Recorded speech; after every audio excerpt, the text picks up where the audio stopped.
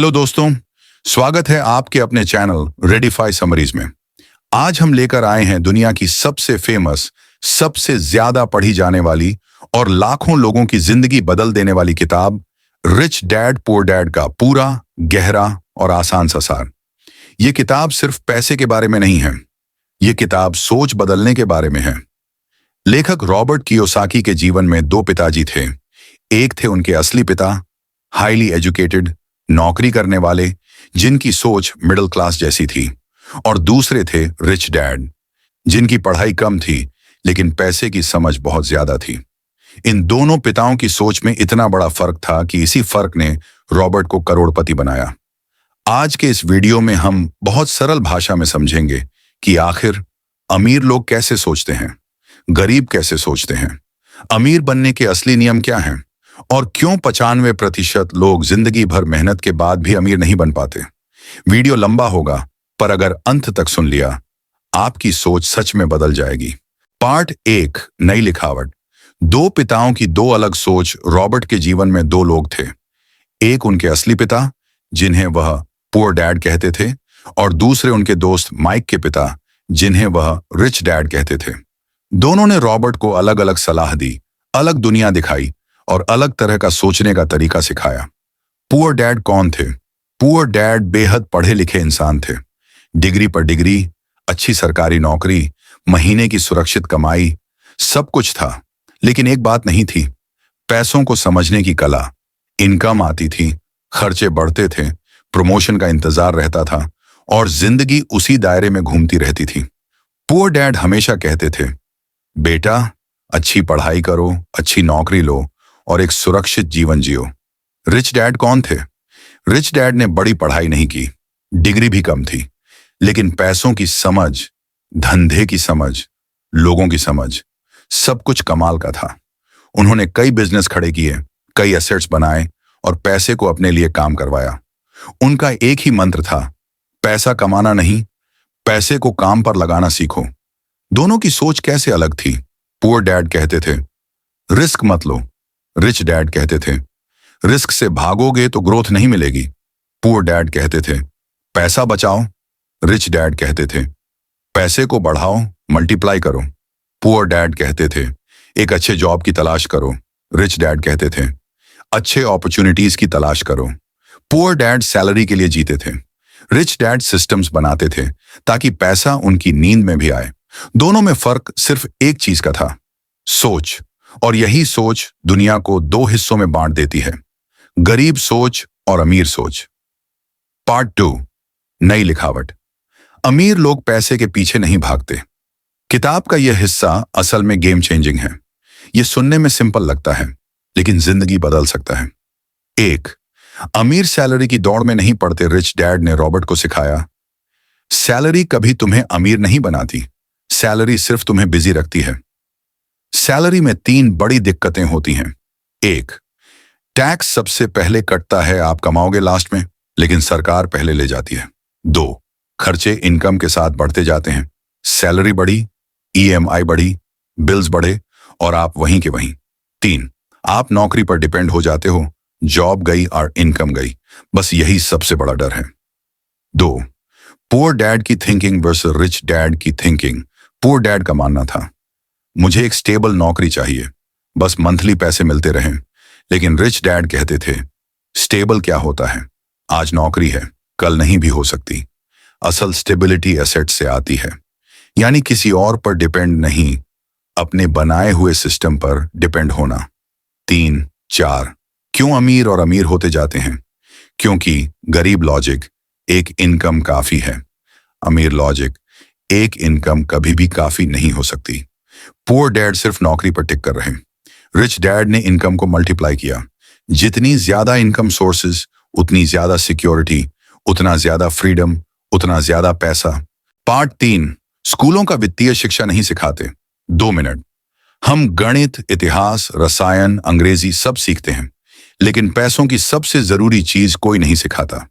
पैसा कैसे संभालें, पैसा कैसे बढ़ाएं, पैसा कैसे बचाएं, ईएमआई और लोन की साइकोलॉजी, टैक्स कैसे कम करें, बिजनेस कैसे चलाएं, एसेट्स कैसे बनाएं।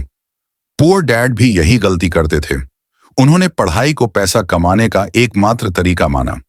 रिच डैड कहते थे, स्कूल तुम्हें एम्प्लॉय बनाता है, फाइनेंशियल एजुकेशन तुम्हें ओनर बनाती है। यही कारण है कि लाखों एजुकेटेड लोग भी पैसों के मामले में संघर्ष करते हैं। Part 4, assets versus liabilities. अमीर बनने की जड़ अब आता है किताब का सबसे प्रैक्टिकल हिस्सा। रिच डैड कहते थे, अगर तुम यह एक बात समझ गए तो अमीर होना आसान है। एसेट वह चीज जो आपकी जेब में पैसा डालती है।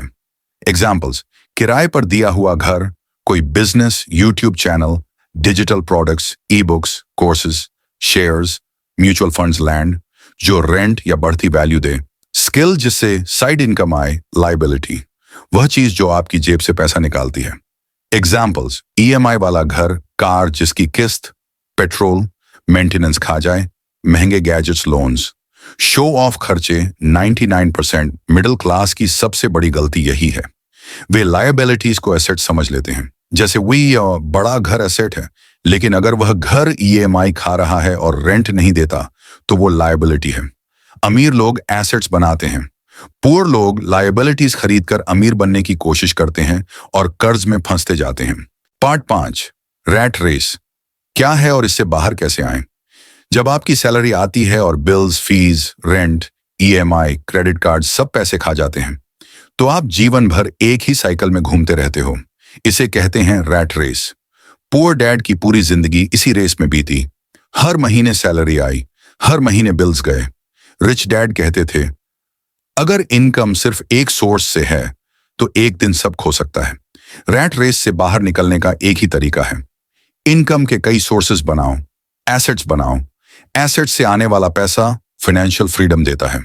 पार्ट 6, टैक्स का गेम। यह बात कड़वी है पर सच है, सबसे ज्यादा टैक्स गरीब और मिडिल क्लास देते हैं। क्यों? क्योंकि उनकी इनकम सैलरी में आती है जो पहले ही टैक्स डिडक्ट हो जाती है। लेकिन अमीर लोग इनकम बिजनेस के नाम पर लेते हैं, फिर एक्सपेंसेस निकालते हैं और बची हुई रकम पर टैक्स देते हैं। कानून सबके लिए समान है, फायदा उन्हीं को मिलता है जिन्हें फाइनेंशियल नॉलेज होती है। पार्ट 7, पैसा खोने का डर। पुअर डैड, रिस्क मत लो, पैसा डूब जाएगा। रिच डैड, रिस्क से भागोगे तो जीवन भर गरीब रहोगे। दुनिया अरबों रुपये इन्वेस्ट करती है, लॉस होता है पर प्रॉफिट उससे कई गुना बड़ा होता है। पैसा खोने का डर नेचुरल है, लेकिन नॉलेज और एक्सपीरियंस से वही डर खत्म होता है। पार्ट 8, कम्युनिकेशन और सेलिंग। अमीर होने की असली स्किल। रिच डैड का कहना था, कम्युनिकेशन, निगोशिएशन और सेलिंग, ये 3 स्किल्स सीख लो तो दुनिया का कोई व्यक्ति तुम्हें गरीब नहीं रख सकता। क्यों? क्योंकि ये स्किल हर प्रोफेशन में काम आती है। पैसा कमाने के लिए बोलना और मनवाना जरूरी है। बिजनेस बिना कम्युनिकेशन के नहीं चलता। इन्फ्लुएंसर्स, लीडर्स, सीईओज सभी ग्रेट कम्युनिकेटर्स होते हैं।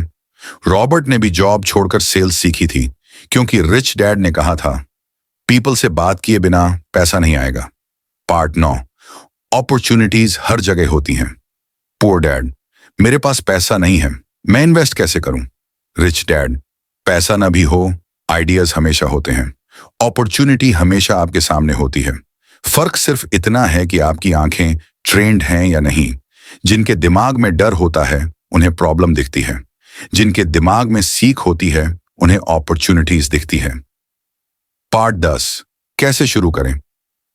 सबसे बड़ा सेक्शन, अब सबसे जरूरी हिस्सा। हम इस सोच को अपने जीवन में कैसे लागू करें। स्टेप 1, अपनी इनकम का 10% एसेट्स में लगाओ, चाहे कितनी भी छोटी रकम हो, हैबिट बनाओ।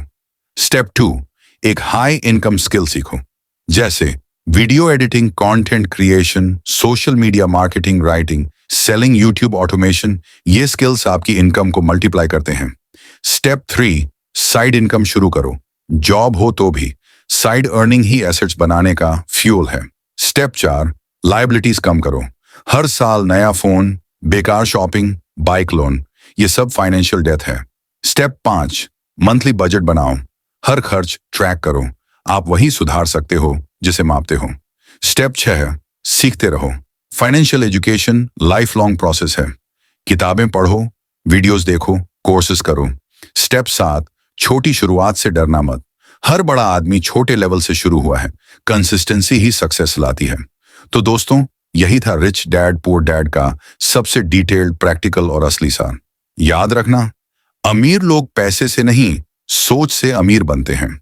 अगर आप एसेट्स बनाना शुरू कर दो, अगर आप फाइनेंशियल शिक्षा को अपनाओ, अगर आप लायबिलिटीज कम कर दो, तो आपकी जिंदगी भी बदलना तय है।